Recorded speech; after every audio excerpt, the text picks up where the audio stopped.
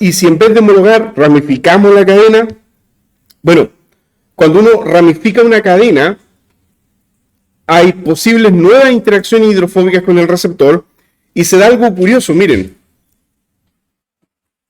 Puede ocurrir una reducción de la lipofilia por el efecto de esfericidad. Por una parte, al haber una ramificación, va a haber una restricción de la libre rotación, ¿ok? Se vuelve más rígido el compuesto al tener ramificaciones. Le es más difícil rotar a los enlaces. Ahora, detengamos un segundo ahí. Yo sé que esto es medio raro ya, esto de la ramificación de la cadena, una disminución de la lipofilia. Bueno, en realidad esto aplica cuando no se altera la cantidad de carbono, es cuando se genera un isomerismo. Me explico. Ya, a ver, esto ya de la ramificación viene cuando la comparación es con igual cantidad de carbonos. Igual cantidad de carbonos.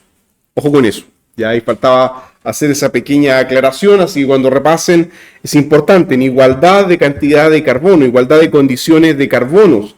Porque si yo añado un carbono, obvio que la lipofilia debería aumentar. Pero si comparamos dos moléculas con igual cantidad de carbonos, la que está más ramificada tiende a tener menor lipofilia. Lo voy a explicar con un ejemplo muy sencillo. Vamos a una página en blanco.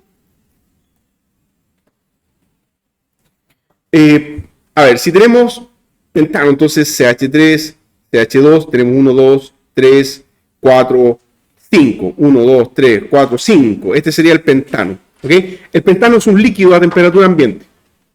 Entonces, el pentano es un líquido, a diferencia del butano, que es un gas. ¿Cómo interactúan dos pentanos entre sí? Bueno, CH3, CH2, etc. Mediante interacciones en un medio, por ejemplo, en un gas licuado, en un medio aislado, donde no hay agua. Ya, entonces,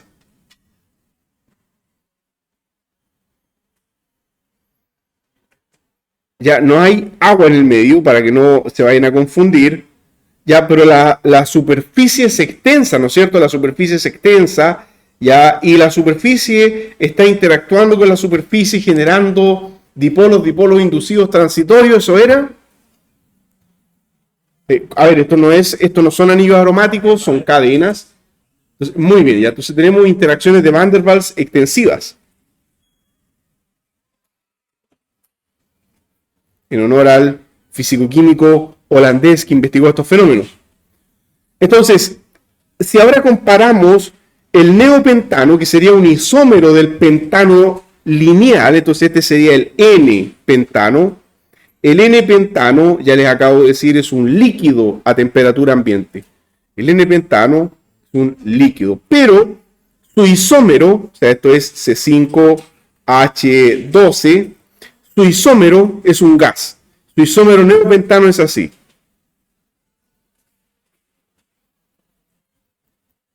Ahí vamos 3, 4, 5. Y supongamos que quiere interactuar con otro.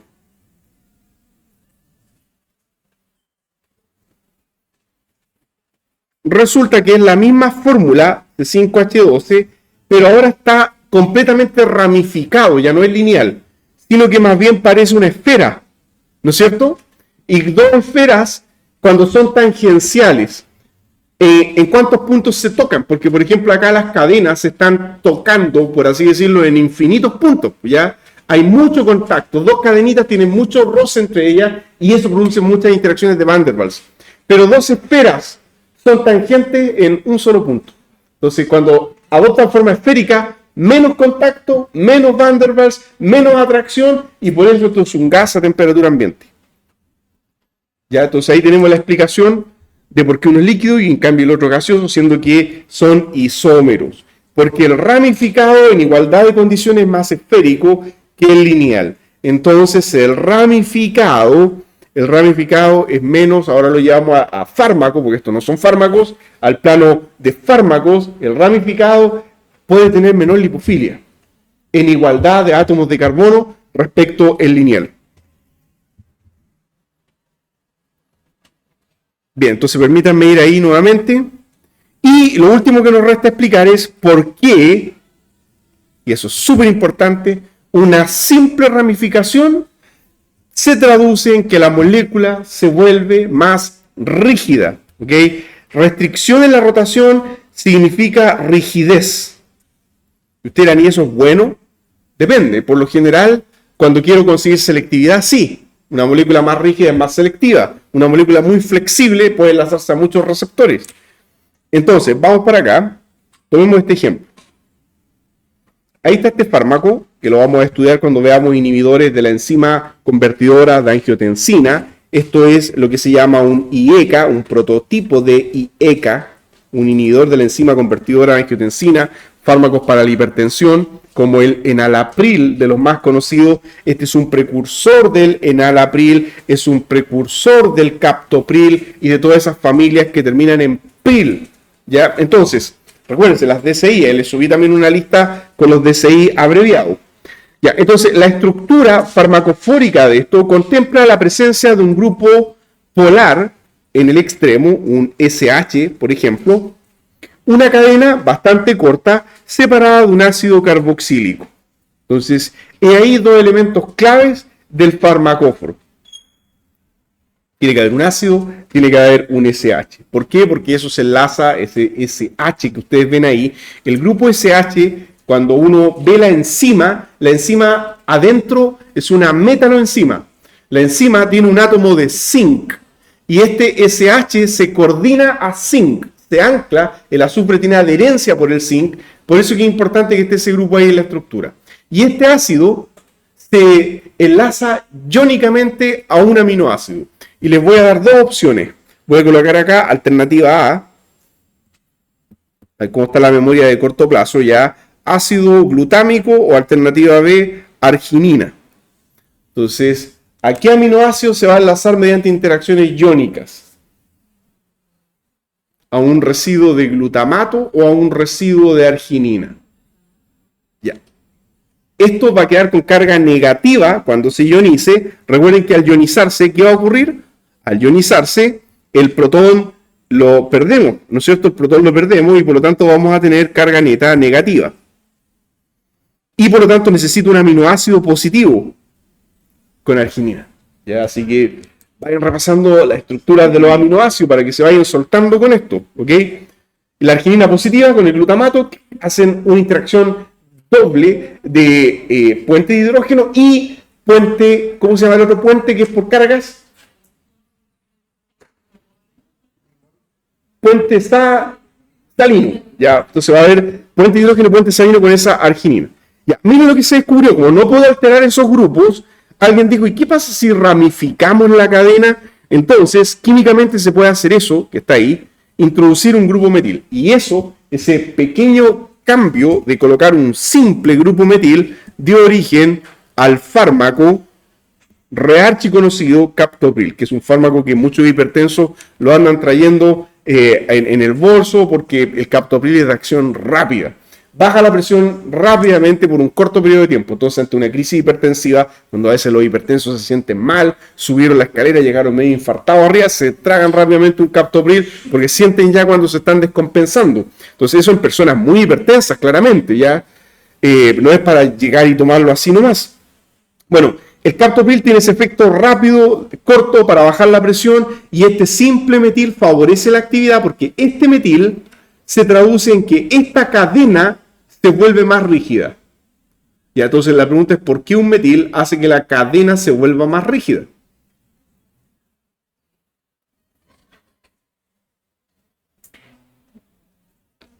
Porque la cadena, con este metil ahora, no puede rotar tan libremente como cuando aquí hay hidrógeno solamente. O sea, se va a alterar drásticamente la rotación en torno a dos enlaces. Se va a alterar la rotación hacia este lado y se va a alterar o restringir la rotación para el otro lado. Ya la libertad rotacional sigma se reduce significativamente. Entonces, ese simple metil es un impedimento estérico de la libre rotación. Visto en una proyección de Newman, que está aquí al lado, tenemos lo siguiente, ¿se acuerdan? Química orgánica, cuando veían proyecciones de Newman, vamos a ver desde al frente esta cosa, entonces tenemos que el SH, miren, todo esto vamos a hacer para que ahí no se confundan, tenemos el metil con el protón, entonces todo esto que está acá, todo esto le vamos a llamar R.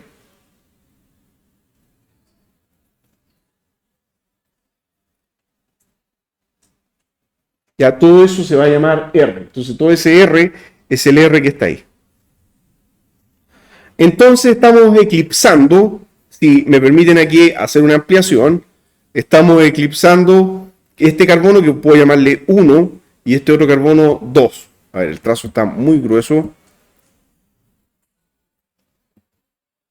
Ese carbono con ese carbono. Entonces lo vamos a ver desde acá. Vamos a ver desde acá y vamos a eclipsar el carbono 1 con el carbono 2.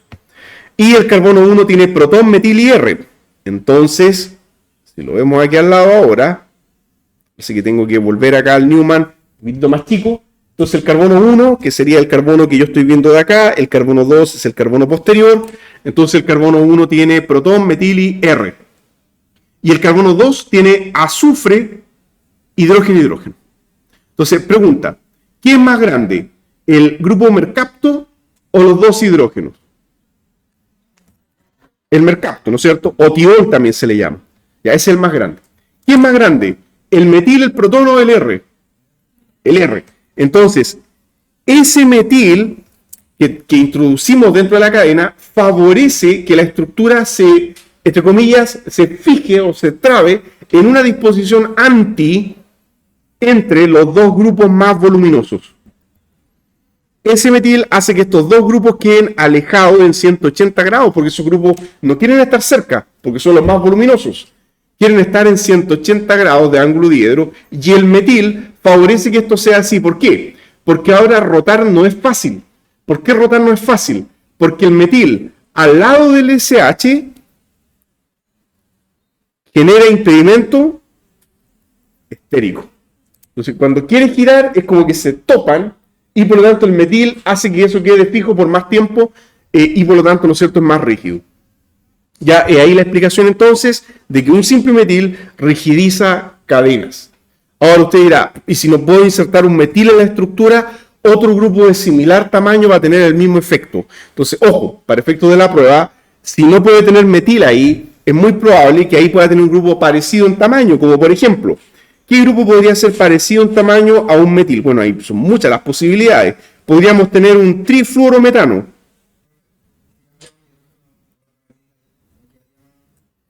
Por ejemplo, acá dice usted, quedaría más rígido todavía. Claramente, ya quedaría mucho más rígido y estaríamos añadiendo una complicación adicional porque nótese que ese metil, ¿qué problema introdujo? Ahí tenemos que ser críticos con la información. O sea, si usted coloca otro metil acá, claro, va a quedar más rígido. Ya, pero ¿cuál es el problema? Miren, quiero ir a esta parte, que cuando ya tenemos un metil, permítanme maximizar acá, ya a ver, disculpen, voy a borrar porque si no, no se va a entender. Cuando ya introdujimos un metil, ¿qué pasa con este carbono donde está el metil? Se volvió quiral. Y eso implica que usted va a tener que hacer separación enantio selectiva para vender solo ese estereisómero y no la mezcla racémica. ¿Qué pasa si se inserta otro metil ahí? Vamos a generar otro carbono quiral. Y eso implica que vamos a tener 4 estereoisómeros posibles y vamos a tener que separar solo el que es más activo, porque los otros pueden generar efectos adversos. Entonces, cuando tenemos estereoisómeros, cuando hay estereoisómeros, siempre hay uno que es el más activo y ese se llama el eutómero.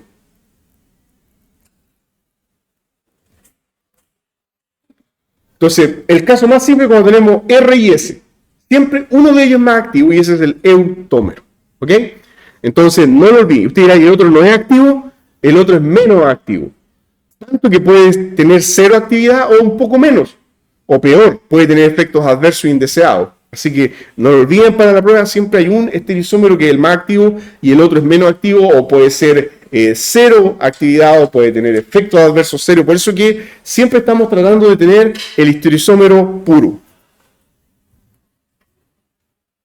Y ahí dice, miren, con ese simple metil 10 veces más activo que su análogo de metilado, porque hemos fijado la conformación bioactiva óptima para el anclaje de la enzima. Y la conformación bioactiva óptima es esa proyección de Newman donde quedan en disposición antiperiplanar.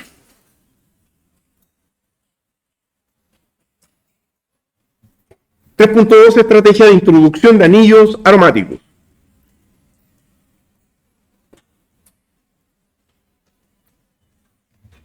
Entonces ahora en vez de introducir un simple metil o algo así, vamos a introducir uno o más anillos aromáticos completos dentro de la estructura. Dice ahí algunas cosas. Ya es frecuente que la introducción de sistemas aromáticos extensos transforme un fármaco que es agonista en antagonista. Ya, esto no es una ley, pero puede ocurrir.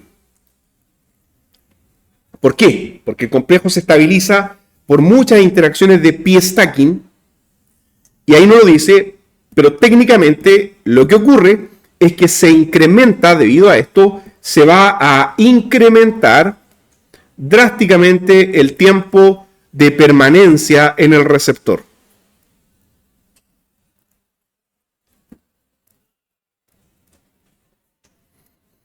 Así que fármacos que tienen mucho pi stacking con la cavidad, muy probablemente son antagonistas en vez de agonistas. Porque mucho pi stacking hace que aumente drásticamente el tiempo de permanencia en el receptor. Termina actuando como un tapón. Así que no lo olviden, mucho pi stacking, probabilidad de que el comportamiento de esa estructura sea más bien antagonista en vez de agonista. Y esa es una estrategia que se ha empleado históricamente para transformar agonistas colinérgicos en antagonistas colinérgicos. Por ejemplo, a ver, ¿quién conoce el Viadil? Casi todo el mundo en algún momento de su vida, ¿no es cierto?, ha consumido Viadil o algún pariente. Viadil para los dolores intestinales, ¿no es cierto?, esos cólicos ya que cursan muchas veces con la digestión acelerada, porque supuestamente el Viadil es para retrasar un poco la digestión. Y viene asociado a veces a otros analgésicos también como dipirona. Bueno, ustedes saben que la dipirona en Estados Unidos ya se prohibió por los efectos adversos, pero aquí me parece que todavía se sigue vendiendo. Ya siempre hay un desfase de tiempo respecto a eso. Bueno, si vamos a esa estrategia ya, el Viadil es como esta estructura que tenemos a la derecha, no es este mismo, pero es parecido. Entonces, miren, una persona con cólico, una persona que tiene dolor abdominal intenso, que tiene colon irritable, que cursa con la digestión acelerada, porque hay dos tipos de colon, con digestión acelerada o con digestión retardada, y la estrategia farmacológica debe ser diferente. Bueno, una persona que tiene la digestión muy acelerada es una persona con el tono colinérgico muy alto. Entonces tiene mucha acetilcolina liberada a nivel intestinal. Este es el neurotransmisor que incrementa la motilidad. Entonces, lo que queremos hacer es frenar esto. Hay mucha acetilcolina, que puede ser, como les digo, por un colon o por otra condición. A veces ocurre cuando hay una indigestión por una infección también bacteriana, como un mecanismo de defensa para poder ir expulsando todos los microorganismos patógenos del organismo. Entonces, mucha acetilcolina. ¿Cómo retrasamos un poco esta cosa? Vean la estructura. La acetilcolina tiene un éster y un nitrógeno cuaternario, así que no es cualquier cosa. Eso es cuaternario. O sea, es... A ver, pregunta, ¿ese cuaternario se puede protonar o deprotonar a pH fisiológico? No, es siempre positivo. Los nitrógenos cuaternarios son siempre positivos. Eso está siempre con carga. No se puede ni protonar más, o sea, quedar como más 2, imposible, ni deprotonar o de alquilar, en este caso, para que quedara neutro. Eso no va a suceder, porque es cuaternario. Siempre son positivos los cuaternarios. Ya, entonces, aquí al lado tenemos el farmacóforo oculto de la acetilcolina, porque nosotros queremos llegar a los receptores colinérgicos intestinales, pero los queremos bloquear. Entonces, lo que queremos hacer es ir a que se llaman receptores muscarínicos, los que están ahí en el intestino.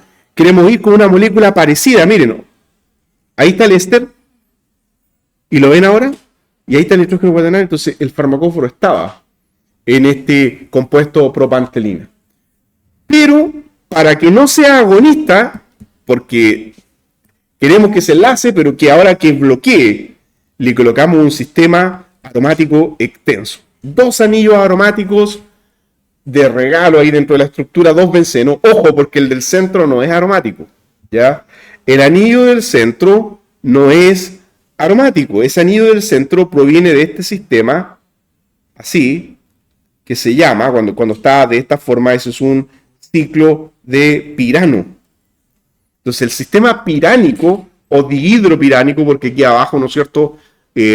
No bien digo pirano, ya porque hay un doble enlace a cada lado, así que está bien. El pirano no es aromático, porque aquí abajo hay un carbono sp3.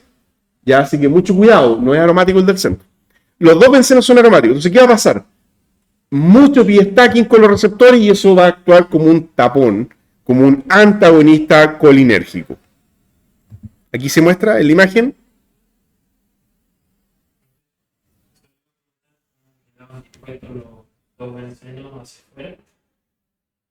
No, dentro de la cavidad.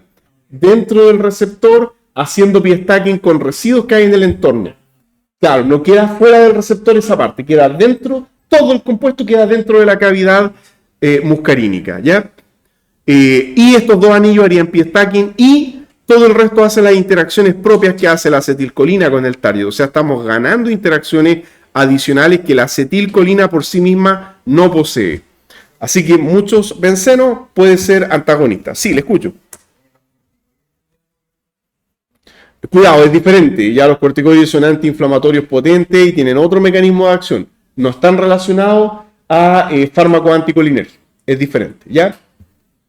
Los vamos a ver también. Llegado el momento vamos a ver fármacos corticoides, que eso sería, parece que este semestre, ¿no? No me acuerdo bien, ya está en la materia ver corticoides. Muy bien. Y ahí está la explicación de los pi-stacking, o sea, algo que ya habíamos visto en el pasado. Siguiente estrategia. No quedan muchas, así que tranquilo, ¿ya? Siguiente estrategia, apertura o cierre de anillos. Entonces, ustedes dirán, ¿y esto ya lo vimos en la morfina? Sí, pero ahora vamos a explicar algunos detalles clave de cosas bien curiosas que pasan cuando uno abre o cierra un determinado anillo, cuando se puede hacer. Primero, fijémonos en la primera columna. Dice ahí que cuando usted abre un anillo, el fármaco resultante es más flexible, incrementa su libertad conformacional. Además, por lo general, cuando usted abre un anillo, la estructura es más simple, porque es una estructura abierta, alifática. Ejemplo, los derivados de morfina que ya estudiamos. No es el único caso, pero es de los más emblemáticos, sin duda alguna. También se puede hacer con, no lo dice acá, con fármacos antidepresivos. Hay muchas estructuras, vamos a ver cuando veamos antidepresivos, que son 2 bencenos y una cadena. Eso también podría estar ciclado y son otro tipo de antidepresivos que se llaman tricíclicos. Pero cuando uno lo abre, tiene por ejemplo la fluoxetina y sus derivados. Al revés, hay veces en que queremos cerrar, queremos formar un anillo para que la molécula sea más rígida. Eso nos permite fijar una conformación activa, o sea, se ganaría en selectividad.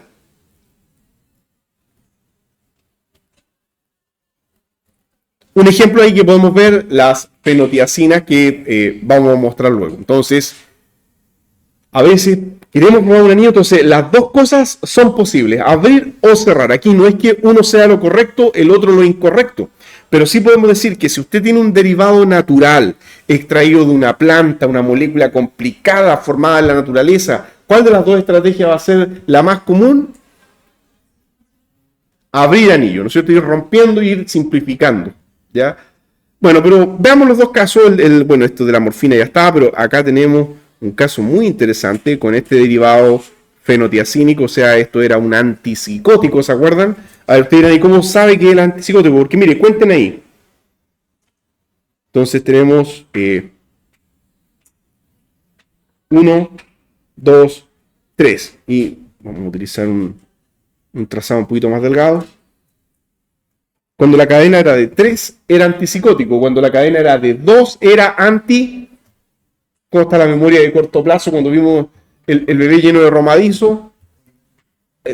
Antihistamínico. Ya antihistamínico cuando la cadena es de 2 para cortar las secreciones. La cadena de 3 antipsicótico. Vimos esta misma molécula muy parecida con un cloro en las diapositivas pasadas. Y fíjense la estrategia, alguien dijo, ¿qué pasa si ciclamos este compuesto? Entonces, si conectamos este metil con ese y formamos un anillo ahí, ¿qué va a pasar con la libertad rotacional? ¿Va a ser la misma si añadimos una conexión ahí entre medio? ¿Se vuelve más flexible? No, al revés. Sí, ojo ahí en la prueba con la alternativa, ya se va a volver más rígido. De hecho, así tal como está, esto rota acá, puede rotar ahí y con más dificultad al otro lado, pero hay rotación. En cambio, cuando lo ciclemos, esas dos rotaciones que marqué ahí se van a perder en un 100%. Ya no puede rotar porque el anillo salía a pedazos, ¿se entiende? Entonces, una ciclación va a impedir la libertad rotacional del sistema. Ese va a ser un efecto. Entonces, vamos para acá y veamos los efectos de un simple anillo. Ahí está. Ya no se va a mover, o sea, anula la rotación sigma.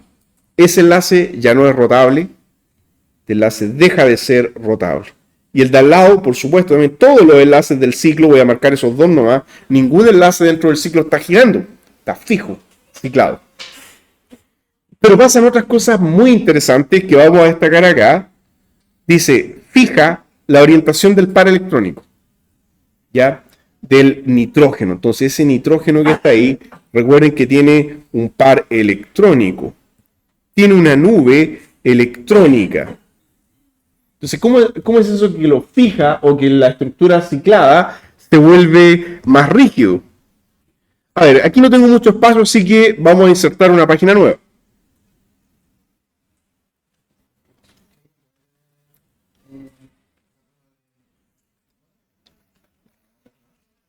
Ya, por ahí va. Muy bien. El par electrónico no va a tener inversión. Me explico. Vamos por acá. Enter. Cuando tenemos un nitrógeno común y corriente, recordarán ustedes de química orgánica básica que los nitrógenos, supongamos que lo tenemos así, ya este para acá y este otro para acá, con distintos grupos R, ya R1, R2 y R3. Cuando tenemos un nitrógeno alifático abierto, la temperatura que permite la rotación o inversión de la nube electrónica es temperatura ambiente, o sea, la barrera energética rotacional para que eso ocurra es muy baja. Es una barrera que probablemente sea del orden de, no sé, unos 10 kilocalorías por mol, o sea, una baja energía para que se dé vuelta la nube electrónica. La nube electrónica se da vuelta, queda para el otro lado y por lo tanto el tetraedro gira. ¿Ya? Entonces tenemos R1, R2 y R3.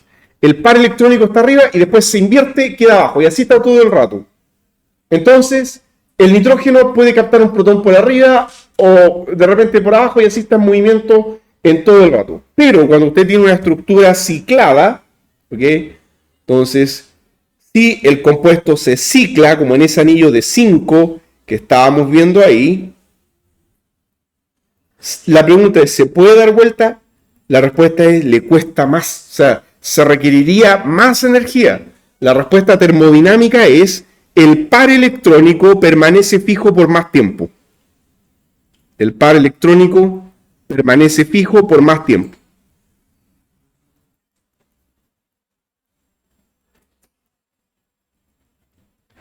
O sea, puede invertirse, le cuesta más. Se requeriría que haya mayor temperatura en el sistema. El par electrónico, estadísticamente hablando, o sea, es una respuesta termodinámica estadística, el par electrónico más tiempo está fijo.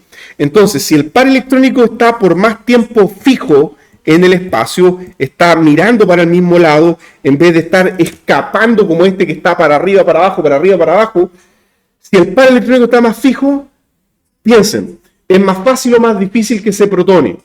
Si el par electrónico está ahí, en vez de estar escapando de un lado para otro, más fácil. Muy bien, entonces, en sistemas ciclados, los nitrógenos son más básicos. Entonces, el nitrógeno es más básico. Tiene un mayor valor de pKa que si fuese un nitrógeno alifático abierto, porque el par electrónico está más disponible para la protonación, no está escapando de un lado para otro. El par electrónico está más disponible, para la protonación. ¿Se entiende entonces? Ese simple cambio hizo que nuestro compuesto ahora sea más básico, dado que el par electrónico está más disponible. Y no sé si teníamos el PKSU ahí, lo vamos a ver de inmediato. Entonces, vamos a ir a molG PKSU A.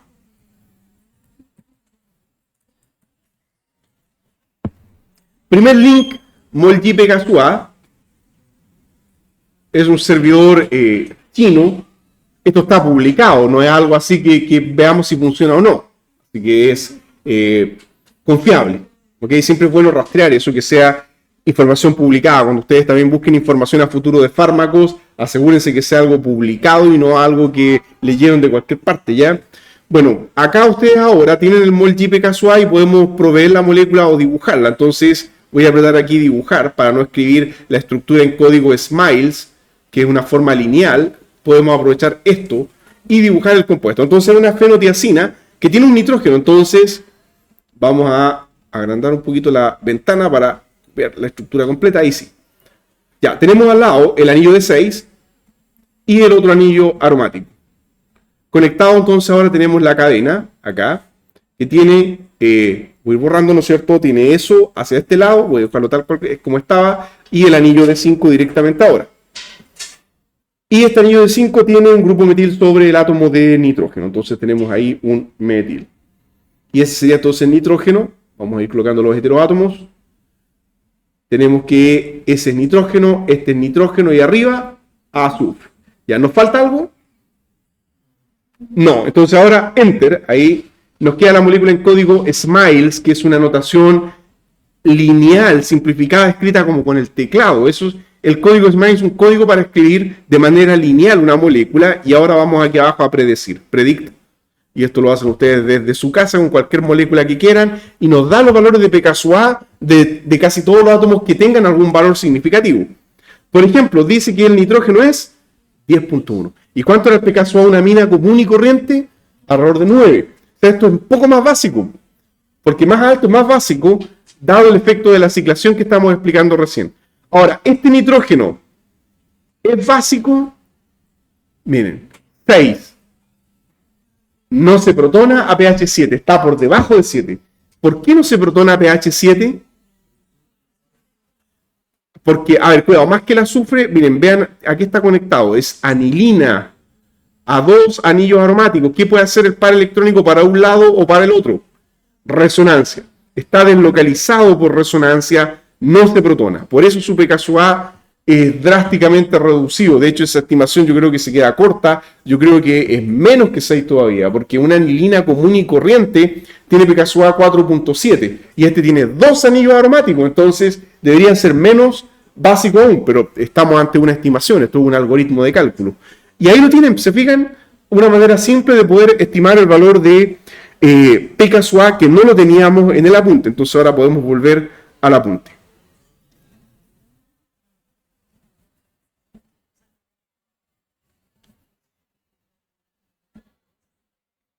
Ya no estaba, entonces ya sabemos ahí que ese PKSU A es alrededor de 10.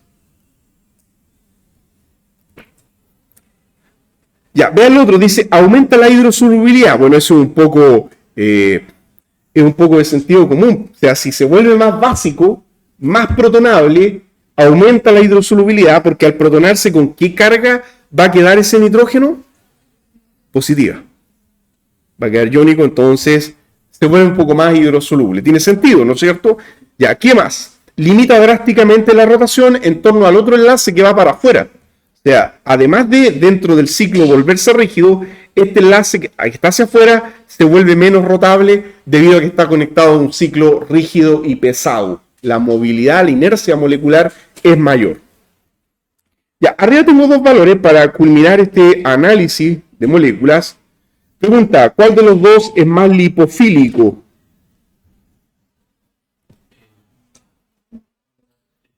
¿No es cierto? El primero. Ya 4,98 versus 4,91. Recuerden que a mayor valor es más lipofílico. Entonces, ¿cómo estamos respecto al límite de Lipinski? Claro, exacto, estamos en el límite. Ya, ahora ustedes dirán, ¿y tiene razón de ser que este tipo de moléculas sean tan lipofílicas? Sí, ¿Por qué se diseñan tan lipofílicas? Son antipsicóticos, queremos que lleguen al cerebro. Entonces tienen que ser moléculas lipofílicas para que atraviesen la barrera hematoencefálica, que es los capilares sanguíneos que irrigan el cerebro, que son bien lipofílicos y muy difíciles de atravesar con moléculas hidrofílicas. Entonces por eso tiene sentido que este tipo de estructuras sean tan lipofílicas. Muy bien, vamos entonces aquí a la siguiente. Tenemos otro ejemplo donde hemos ciclado. Y un comentario ahí al margen.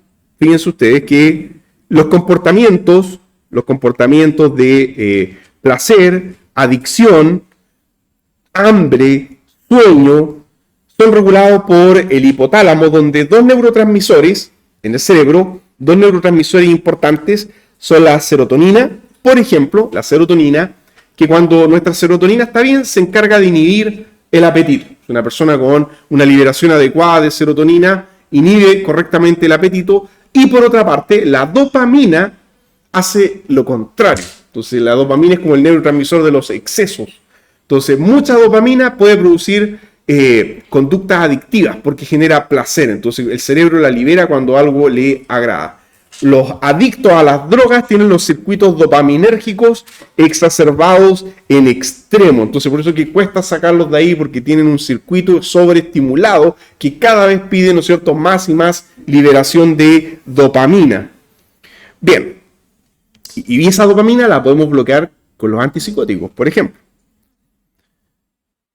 Ya, aquí tenemos la dopamina, que además está involucrada en los movimientos. La dopamina a nivel periférico y a nivel central forma parte de los neurotransmisores que regulan los movimientos. Por ejemplo, los movimientos finos, los movimientos de las manos, de las extremidades. Cuando hay problemas con la dopamina o con los receptores dopaminérgicos que empiezan a fallar con el tiempo, tenemos una enfermedad llamada Parkinson. Entonces, una estrategia para combatir eso es, como no podemos administrar dopamina, porque la dopamina, si ustedes la administran como fármaco, se destruye en el hígado súper rápido, tenemos que crear análogos que sean más estables. Y miren, una forma de crear análogos es estudiar la dopamina, y la dopamina, como ustedes pueden ver, esta conformación es la ideal, la conformación anti entre el grupo amino y el anillo. Si ciclamos entonces acá, reemplazando un protón por carbonos, logramos la conformación fija en el espacio y tenemos un análogo rígido.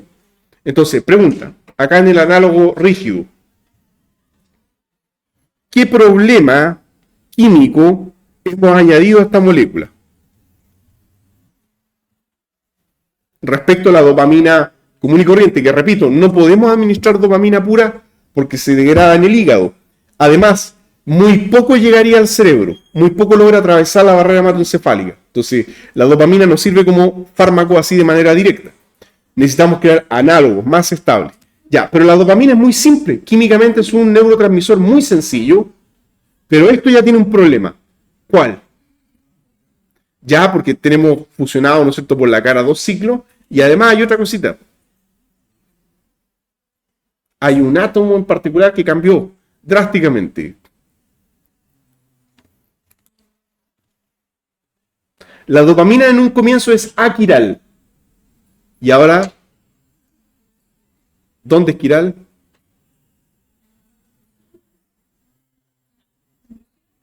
Ese carbono es quiral. Tiene 4 sustituyentes distintos, tiene un entorno asimétrico. Ojo con eso, ¿ya? Tienen que identificar centros quirales para la prueba. Entonces yo sé que alguien puede decir, pero yo no veo los 4 porque veo 2 carbonos. Sí, pero recuerden que se ve el entorno completo. Este carbono de arriba es distinto al de abajo. El carbono superior está conectado a un benceno, el carbono inferior está conectado a un CH2. Son diferentes, así que ese carbono es quiral, tenemos este isómero. Y eso ya generó una complicación estructural que muchas veces es indeseable a nivel farmacológico por el costo que implica la síntesis y la purificación, o bien obtenerlo mediante síntesis enantio selectiva.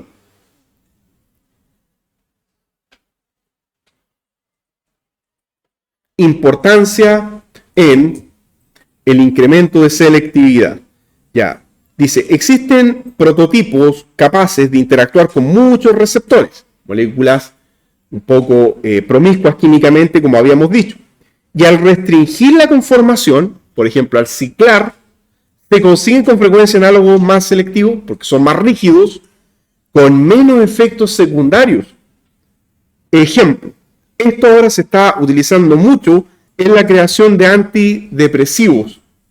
Vamos a mostrar la conversión de mianserina, que es un antidepresivo que está en el mercado. Está la mianserina y la mirtazapina, dentro de los antidepresivos tricíclicos más nuevos que tenemos actualmente en el mercado. Y vamos a ver cómo con una modificación de rigidez obtenemos este derivado rígido creado por el laboratorio Bristol. Ya está con un código porque es un derivado en fase experimental. Bueno, ¿qué es lo que se consiguió o qué es lo que se buscaba? Muchos antidepresivos producen somnolencia. Ya, entonces, los antidepresivos, muchos de ellos producen somnolencia. ¿Por qué?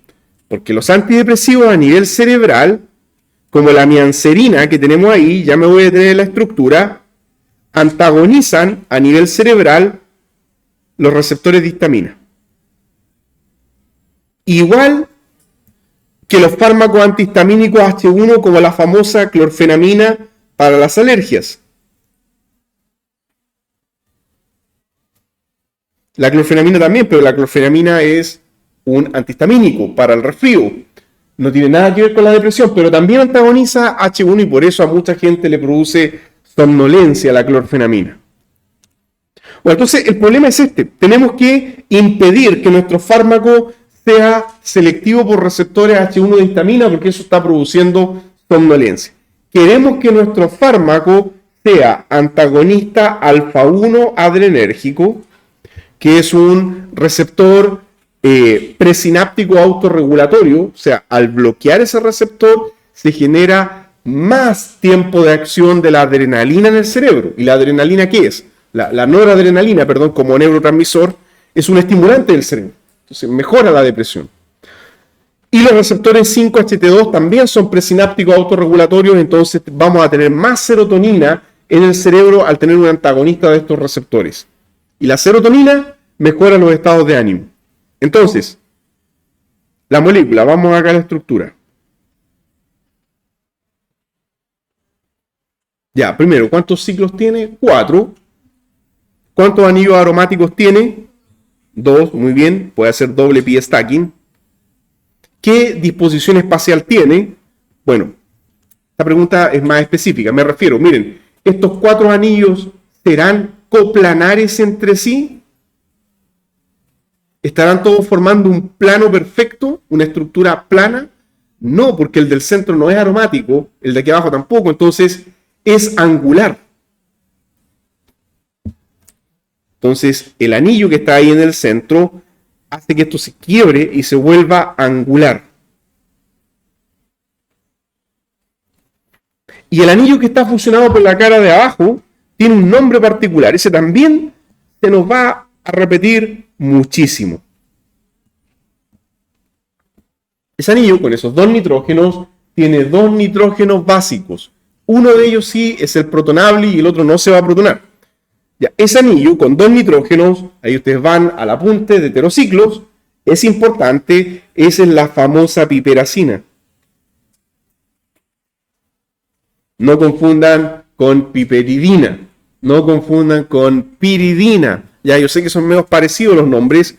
Esa es la piperacina que tiene 2 nitrógenos, llamémosle nitrógeno A y nitrógeno B, y ustedes ahora que están más expertos ya con esto, que han refrescado la memoria, ¿cuál es más básico? Bueno, los dos tienen un par electrónico, pero el A tiene un problema. Ya, no se va a protonar porque hace resonancia hacia el anillo de benceno. Así que el B es el básico, ese es el que se protona y ahí podemos formar la sal clorhidrato. Entonces, antes de ver la conversión, lo que se hizo, porque se probaron estrategias para cambiar la forma de esto, miren aquí abajo, perdón, ya. Vamos ahora aquí abajo. Ahí está. Entonces, como podemos ver, esta es una configuración tridimensional, es angular. Tiene esta disposición así. Angular, más o menos 100 grados.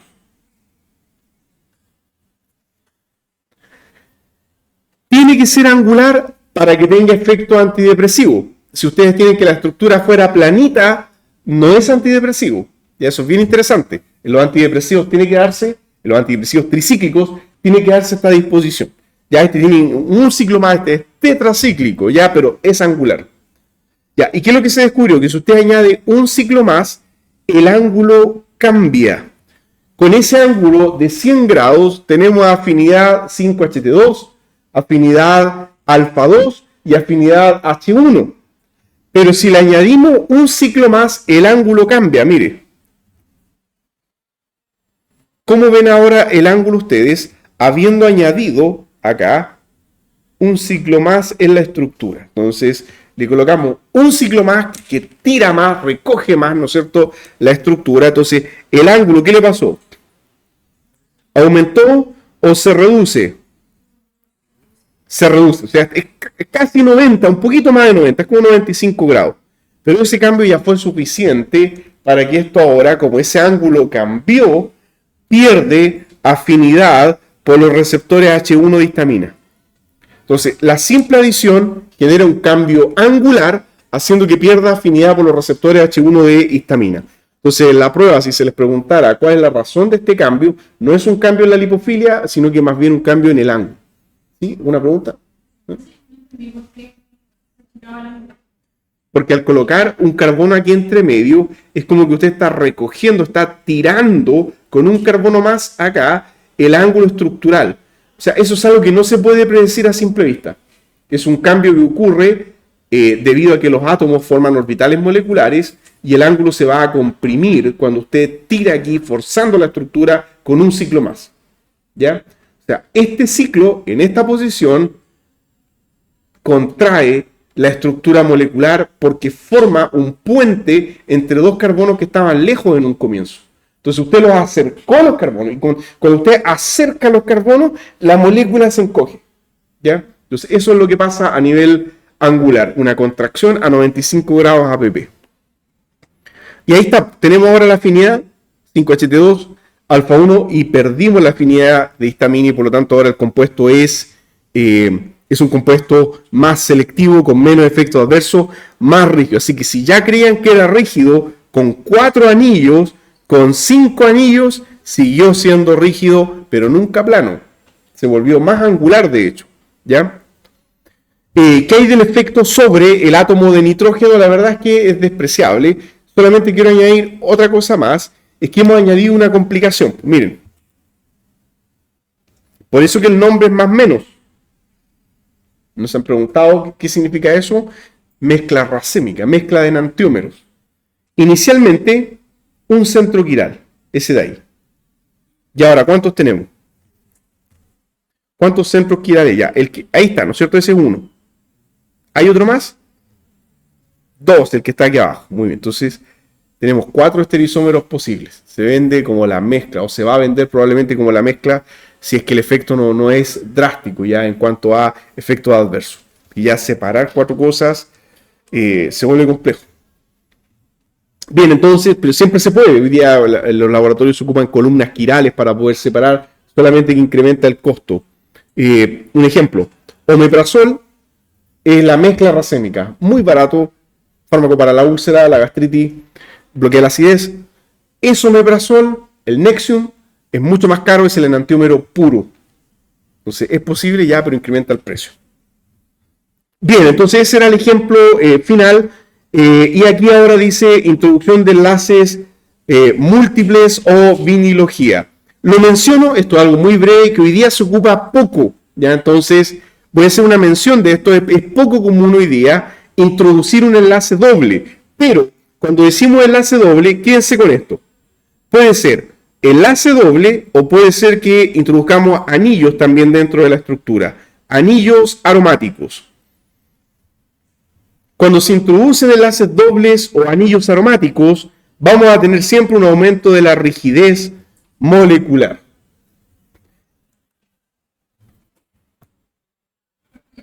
Esta estrategia, ya vamos a la siguiente para simplemente mostrar qué consiste. Permite separar de manera rígida dos grupos en el espacio. La molécula de la izquierda es el estradiol, la hormona sexual femenina natural, que tiene dos grupos que son importantes para el anclaje a los receptores esteroidales estrogénicos, que son esos dos grupos hidroxilo. Cuando veamos corticoides va a haber una parte donde voy a mostrar la interacción de esto con su receptor.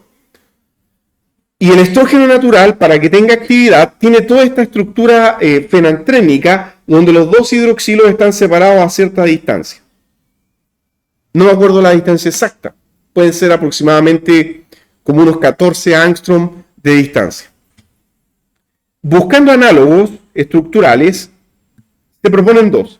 Cis-dietilestilbestrol, que es inactivo porque la distancia entre los dos hidroxilos no tiene nada que ver con la distancia que hay en el estradiol. Recuerden que el enlace doble que está ahí no permite la libre rotación. Pero si usted lo coloca el enlace doble en disposición trans, o sea, en disposición E, porque recuerden que el cis es el esterizómero Z. Pero si ahora nosotros lo colocamos en la disposición trans o E, ¿qué pasa? La distancia entre estos dos grupos ahora es muy parecida a la del estradiol. Entonces tenemos que este compuesto ahora sí tiene efecto estrogénico y derivados de esa naturaleza, que son derivados químicos, pueden servir como terapia de reemplazo hormonal, por ejemplo, para la menopausia, donde en vez de administrar un estradiol directamente que se va a metabolizar en el hígado extensamente, se pueden administrar moléculas sintéticas que son diferentes por un tiempo acotado. Siempre las terapias hormonales son por un tiempo acotado porque durante la menopausia, si se pasa del tiempo, se pueden desarrollar tumores. Así que ojo con eso. Y también muchos de estos fármacos estrogénicos se han asociado con la formación de trombos. Entonces, mujeres que toman anticonceptivos, por ejemplo, por periodos demasiado largos, aumentan el riesgo de trombosis, parálisis facial, trombosis en las extremidades, etc.